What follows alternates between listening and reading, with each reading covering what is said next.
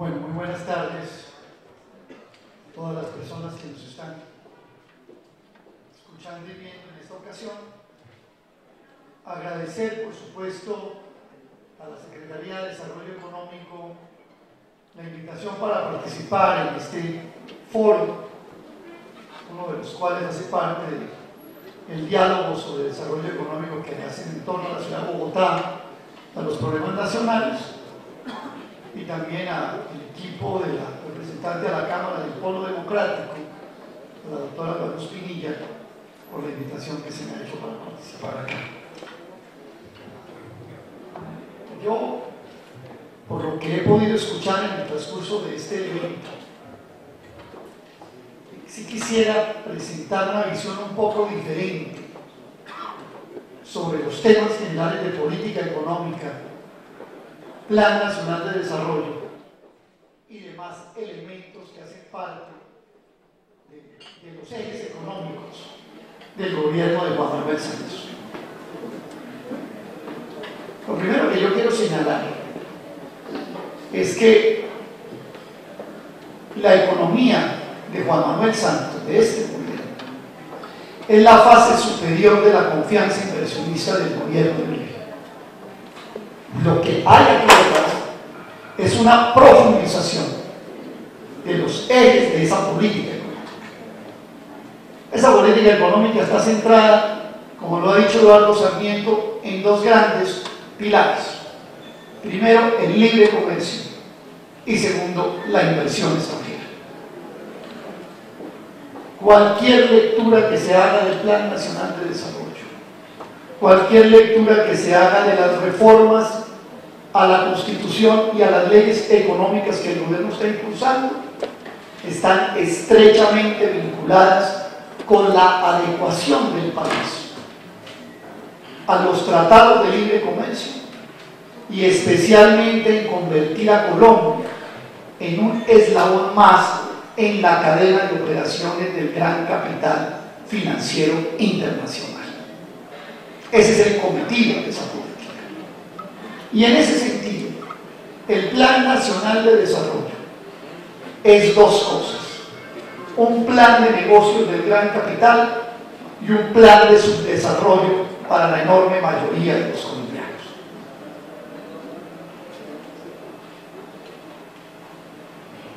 Estamos hablando de un plan que vale 530 millones de pesos, de los cuales, como no hay precedente en la historia del país en estos planes de desarrollo, cerca del 40% los aporta el capital privado y un 10% que el gobierno aporta en términos de seguridad y defensa. De tal manera que estamos hablando de lo que tiene que ver con inversión real, con el desarrollo nacional. El plan apenas contempla 1 de cada 2 pesos de los que están incluidos en el plan de inversiones respectivo.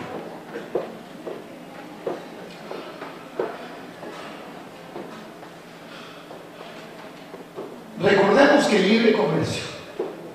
los tratados de libre comercio, en los cuales está claramente decidido y empeñado el gobierno de Juan Manuel Santos en implantar, son tratados que en lo fundamental tienen a los países poderosos como ganadores y a los países débiles, Colombia, como perdedores. No sé desde cuándo para acá se ha venido presentando los tratados de libre comercio como un favor para estos países, cuando se trata de una profundización, incluso de un punto culminante de todas las políticas neoliberales. El gobierno de Álvaro Uribe Vélez desarrolló una serie de medidas claramente ventajosas para el capital y en contra del mundo del trabajo. Por ejemplo, la modificación y el desarrollo del régimen de inversión extranjera en el territorio nacional, que contempló además la eliminación de las remesas para las utilidades y los dividendos de las casas filiales a sus matrices desde Colombia, o la mejora extraordinaria en las regalías para el sector petrolero y minero, que bajaron de ser el 20% a ser el 8%, o asimismo todos los contratos de seguridad jurídica que hoy muy importantes firmas multinacionales del sector de la minería y del sector financiero tienen suscritas con el gobierno, así como las zonas francas. Y de la misma manera, todas las leyes y legislaciones de flexibilización laboral que han terminado convirtiendo el mundo del trabajo en Colombia como un verdadero infierno. Pues bien, el culmen de todas estas políticas de confianza inversionista, el punto culminante son los tratados de libre comercio, porque elevan a norma constitucional todo el trabajo de la plataforma a favor del capital que desarrolló Uribe Vélez en sus 8 años de gobierno. En ese sentido,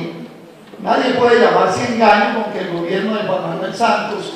resulta ser una especie de contradictor con las políticas económicas de Uribe.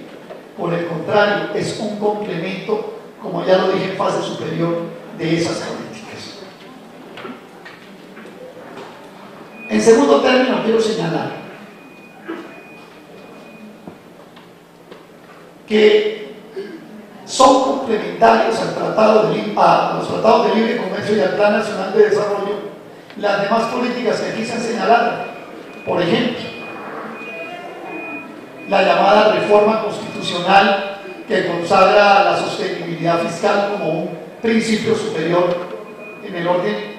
jurídico. Es absolutamente claro que esta norma, que obligará al gobierno nacional central a tener un superávit primario en sus cuentas fiscales, tiene como interés principal el de darle señales al capital financiero de inversiones de portafolio, de inversiones directas y a los prestamistas de la deuda pública de que habrá una política macroeconómica que garantizará los retornos y los pagos honrados y cumplidos de esas inversiones, a una costa de, como se ha señalado acá ya de manera reiterada, de eliminar los derechos fundamentales de los colombianos en términos no solamente económicos, sociales y culturales, sino incluidos los derechos políticos de los colombianos. En ese sentido, el plan es negocios para el capital financiero y su desarrollo para la mayoría de los colombianos. Estamos hablando de una norma fiscal que le ha permitido al gobierno colombiano reclamar ya de las calificadoras de riesgo y granización de nuestra economía en la explotación de recursos naturales y materias primas, es decir, hidrocarburos, minería, etc. Esa política económica es gravemente atentatoria contra tejidos productivos y estructuras económicas productivas como la de Bogotá. Yo lamento que en los últimos 20 años esta ciudad deje de ser cada vez más industrial y termine convertido en una ciudad de servicios. Realmente el gran deterioro de la industria colombiana es el deterioro de la industria de Bogotá, cuyo perfil industrial dejó de ser una industria que se articulaba con el resto de la economía para proveer el mercado interno nacional y se convirtió en una industria de maquila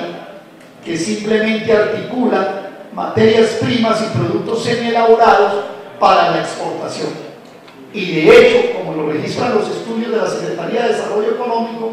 un grave deterioro de la industria bogotana corresponde precisamente a el golpe que sufren sus ventas externas hacia Venezuela en el deterioro y en el detrimento de ese mercado por condiciones que todos conocimos. Pero aún así uno puede pensar que aunque se restablecieran estas relaciones,